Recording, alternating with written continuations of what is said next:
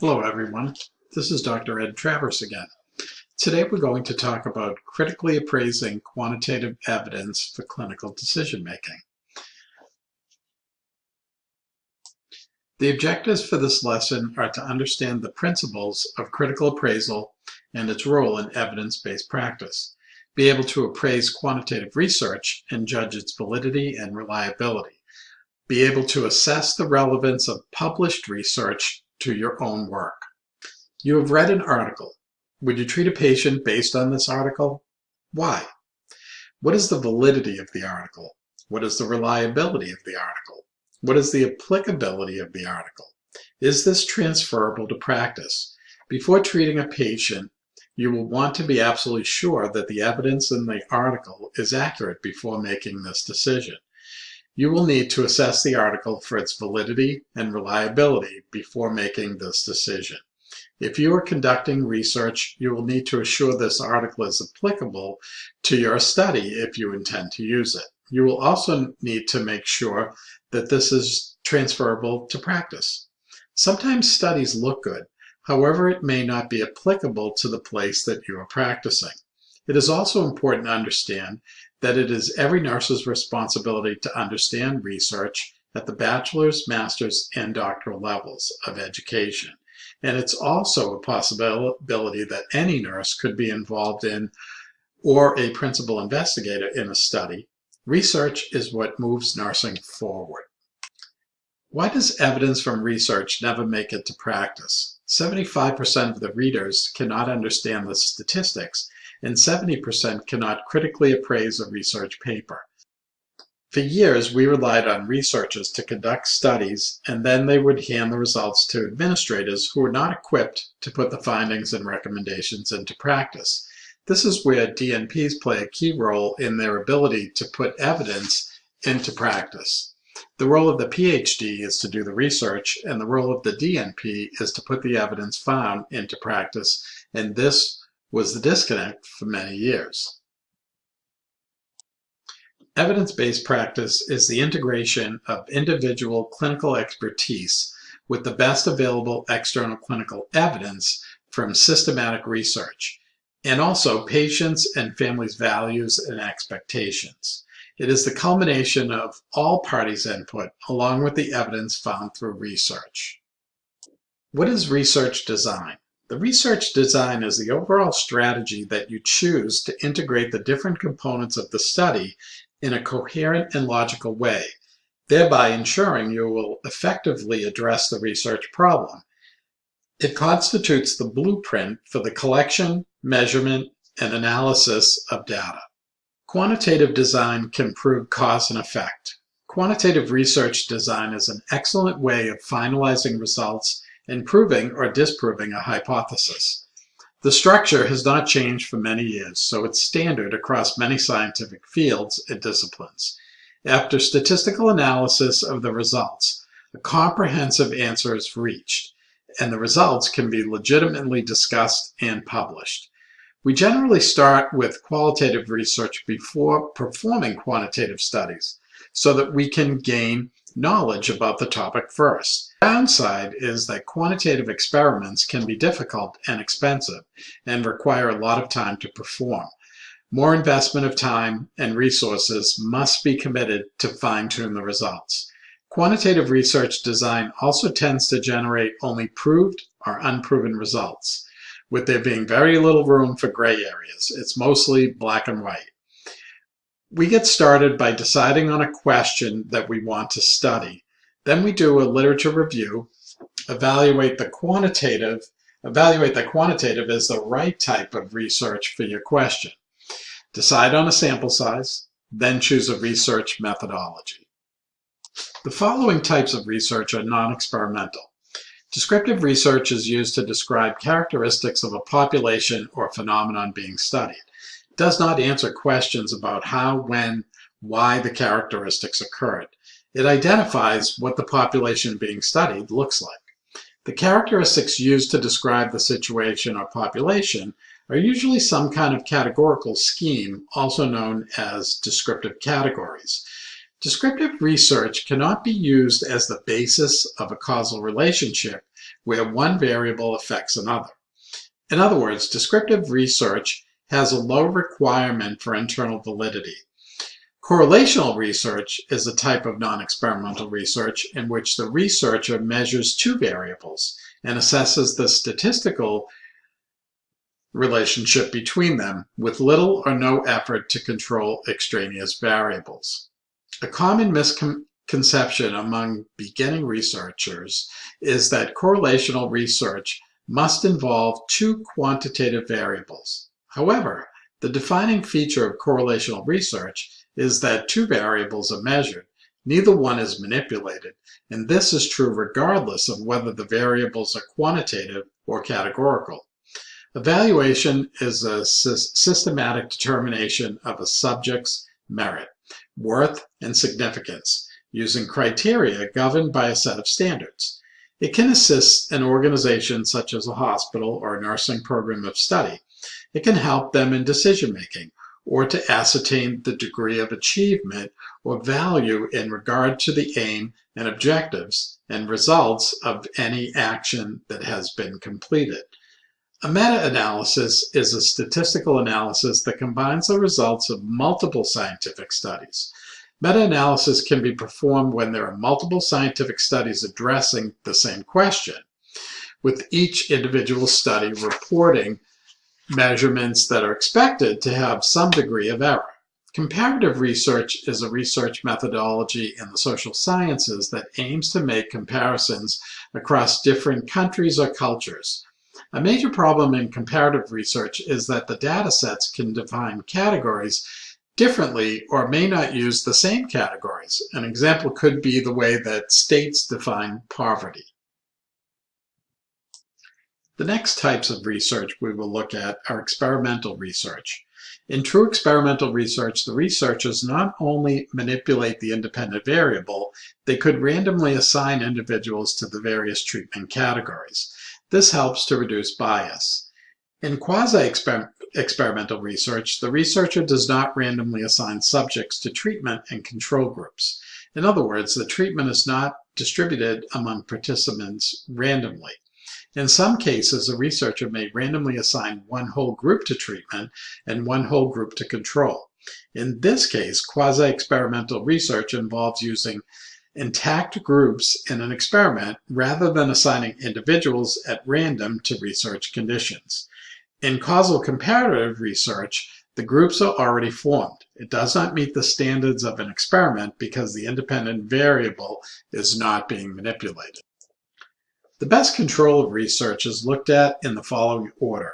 Experimental has the best control, and then the next would be the quasi-experimental, followed by the non-experimental, and the example of these would be something like descriptive or correlational.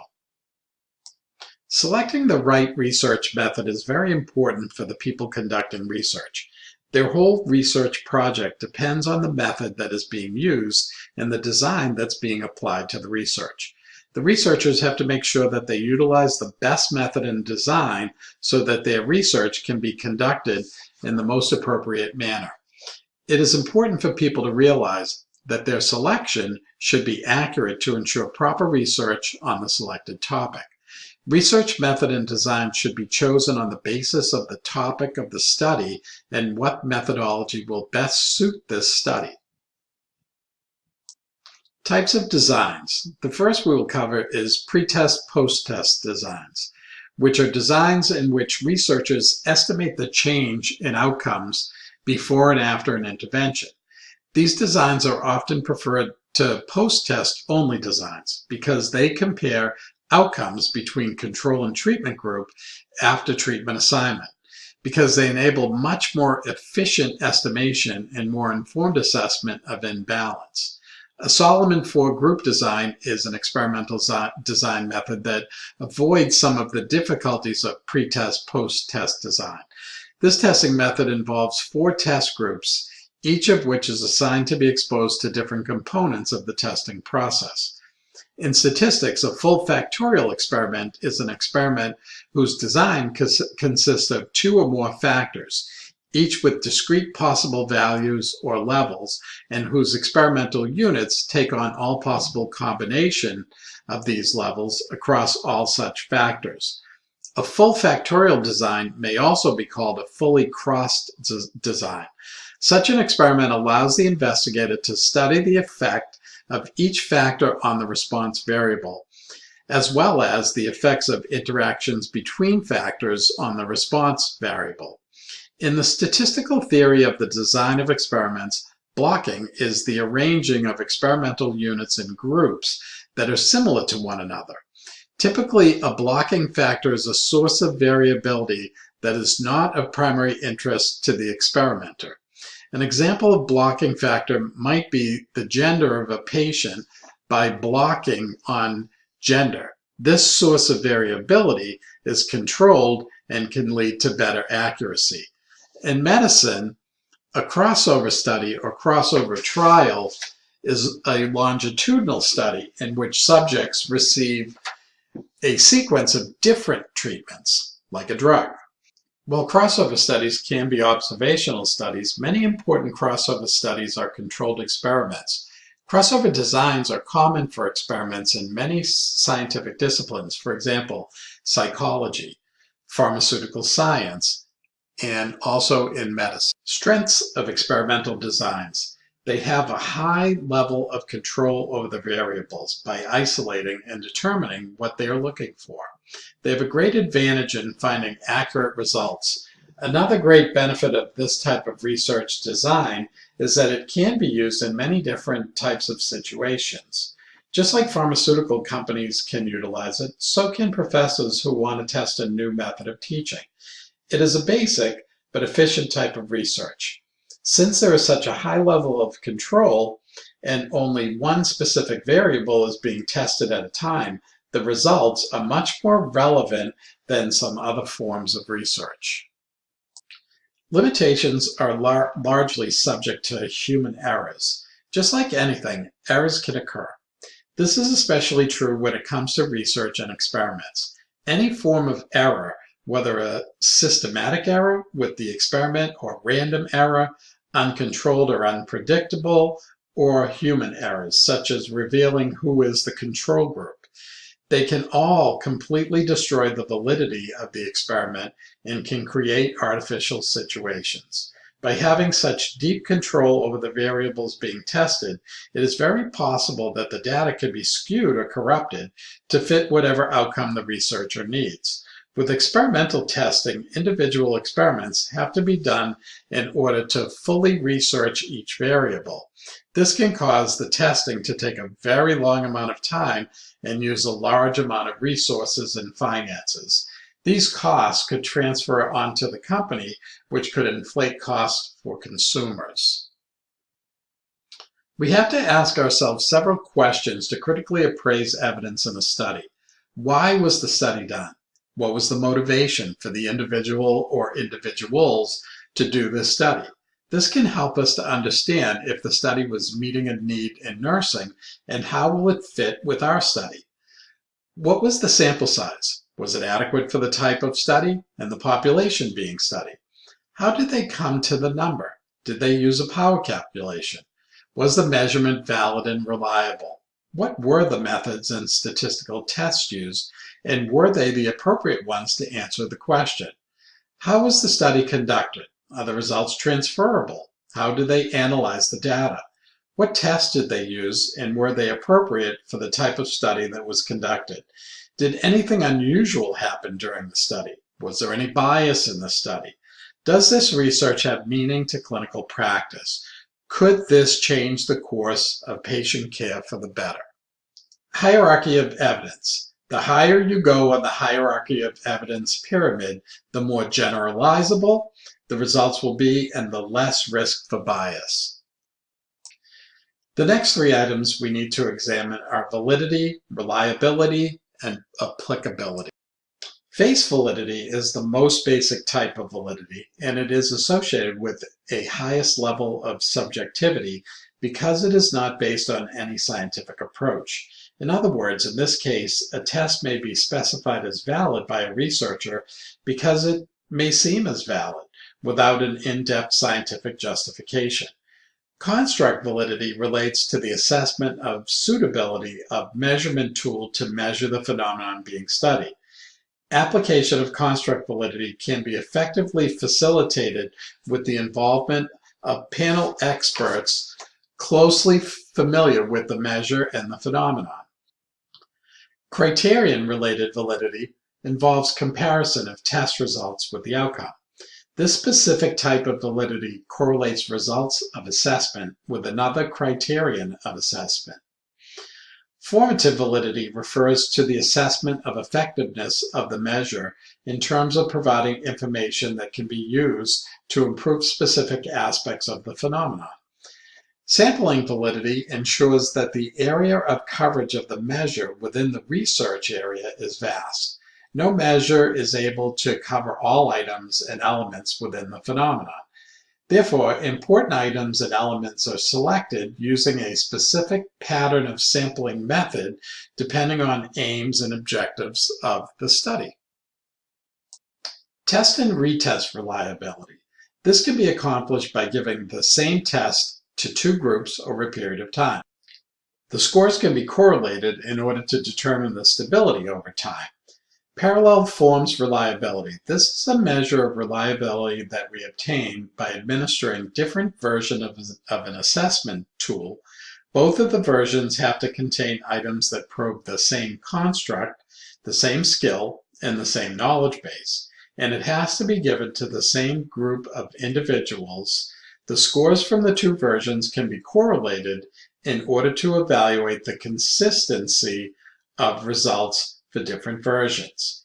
Internal consistency reliability. This is a measure of reliability that we use to evaluate the degree to which different test items that prove the same construct produce very similar results. What is applicability? So we define it as the extent to which the results observed in published studies are likely to reflect the expected outcomes when an intervention is applied to broader populations under the real-world conditions. The PICOS framework is a useful way of organizing the review and the presentation of factors that affect applicability. Input from clinical experts and stakeholders can help identify specific study elements, but should be routinely abstracted to examine applicability of the population-based surveys. This is another way to gather information. We can use registries or different intervention gathering devices to allow for comparison on an existing study. These can all be representative of current practice. Reviewers should assess where the benefits or harms vary, along with differences in patient or intervention characteristics, or with differences in underlying risk. Reports should clearly highlight important issues relevant to individual studies in a comments or a limitation section of evidence tables and also in the text.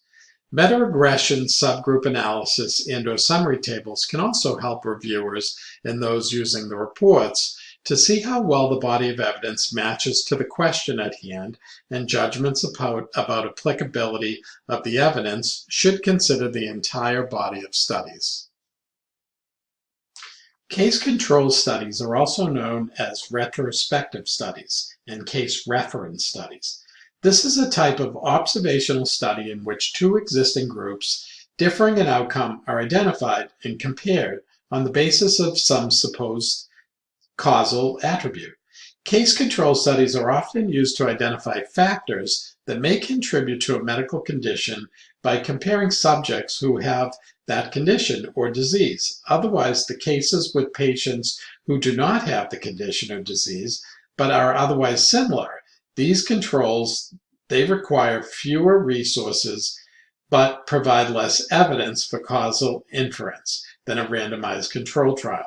We only get odds ratio from a case control study, which is an inferior measure of strength of association as compared to the relative risk. The advantage for this type of study is that they are good for studying rare conditions or diseases. And the good news is less time is needed to conduct the study because the condition or disease has already occurred.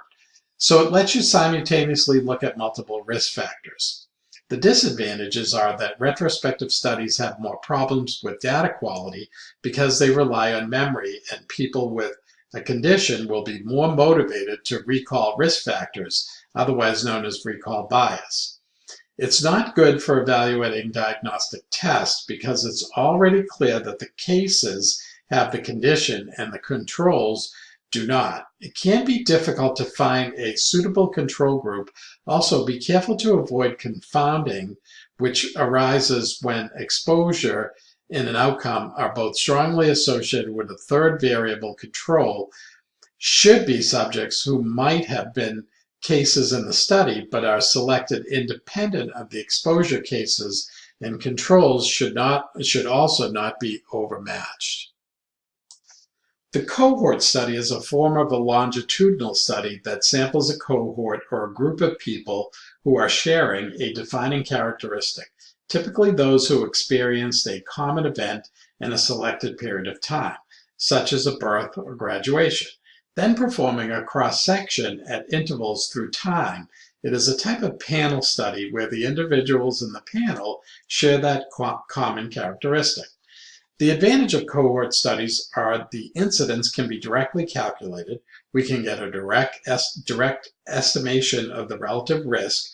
More than one outcome of the risk factor can be studied. The disadvantages are the huge requirement of resources. It's a lot of time investment, a lot of money, and a lot of personnel. It's also unsuitable for rare diseases because periods of follow-up are needed. Attrition is a problem, as long follow-up is required. Ethical problems are more evident because as evidence accumulates, it becomes the duty of the investigator to educate those with risk factor. You have to wait and watch, and it could become unethical. Only one or a few risk factors can be studied at a time. So some samples of cohort studies would be smoking and lung carcinoma. The randomized controlled trial is a type of experimental study where the people are randomly assigned to either a control or intervention group. Then we do something to the intervention group, such as they might be given a specific medication or seminar or some counseling, while the control group is left alone. The advantages of randomized control studies is that they are comparative, so one treatment is directly compared to another. To establish superiority, the study design can make causal inferences. It's the strongest empirical evidence of a treatment's efficacy. It also minimizes bias. Randomization minimizes allocation bias and selection bias. Blinding minimizes performance bias, and double blinding minimizes assessment bias. Allocation and concealment minimizes both performance and assessment bias in a prospective design. Blocked randomization makes groups comparable within known confounding factors. Statistical reliability occurs because statistical test of a significance is readily interpretable when the study is randomized. Also, sample size, when adequately powered, avoids both type 1 error, when the null hypothesis is incorrectly rejected, and type 2 errors when the null hypothesis is incorrectly accepted.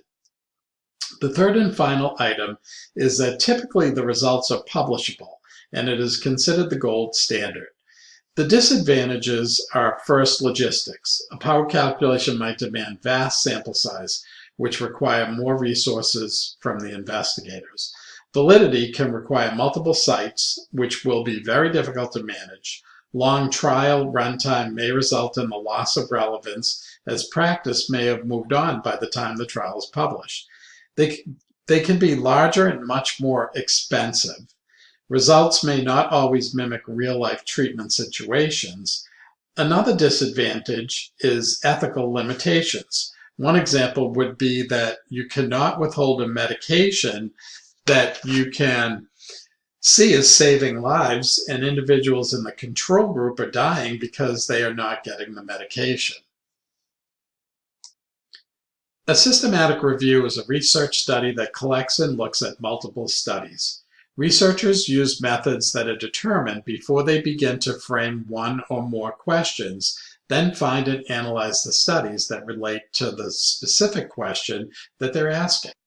The systematic review is created after reviewing and combining all the information from both published and unpublished studies, and then summarizing those findings. The advantages of a systematic review are that it is an exhaustive review of the current literature and other sources such as unpublished studies and ongoing research. It is less costly to review prior studies than to create new study. There's also less time required than conducting a new study. The results can be generalized and extrapolated into the general population more broadly than individual studies. They also are more reliable and accurate than individual studies. This type of study is also considered to be an evidence-based resource. The disadvantages are that they can sometimes be very time-consuming, and it may not be easy to actually combine these studies and synthesize all the evidence that are found in this type of review. The final steps are to take all of the information that has been gathered and evaluate this information systematically. We take and resynthesize the evidence, which is interpreting individual studies in the context of global knowledge for any topic that's chosen, and these syntheses provide a rigorous and transparent knowledge base for being able to translate the research into decisions. Evidence synthesis can be thought of as a basic unit of knowledge used in tools such as a clinical practice guideline. One thing that is most important is that synthesis is the use of very explicit and transparent methodology in the formation of the question that they address, and the transparent methodology is encompassing of how studies are identified. Then we look at what the strength of the evidence overall is to answer the question that is being posed. In the evaluation phase, we look at the citation, we look at the purpose. We want to understand exactly what the conceptual framework was. We want to look at how the authors designed the study and what did they use for methods. We also want to take a very close look at what was the sample and how did they decide on the sample, and how did they decide on the size of the sample and where the sample came from. And the setting is also important as to how we look at these studies and make valued decisions around the study. We also look at the major variables. What were the variables? What was the independent and what was the dependent variable? That's very important to look at when we're evaluating studies. We then want to take a look at how the variables were measured. What were the tests that were utilized in order to measure the variables? We then look at the data analysis. Most of the time, researchers use statisticians to conduct their data analysis because this can become a very complex procedure depending upon how many variables and what the descriptive statistics were. However, it's very important for the researcher to understand how the statisticians conduct the analysis, and it's important also for the researcher to be able to comprehend the data results and to be able to put that into writing so that the readers can understand exactly what all this data means. This would give us our findings and our final evaluation to be able to write a document that is explicit to the study that was done. The final step in evidence-based research is to make a decision as to whether we want to make a change in clinical practice from the results that are found in the study.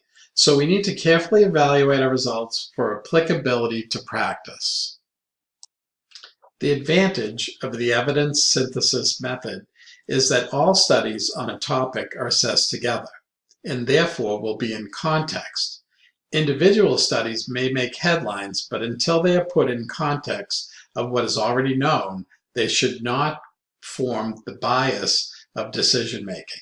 It's easy to find studies or experts that contradict one another, which is why pooling all available evidence through a transparent method is probably the most important thing that you can do.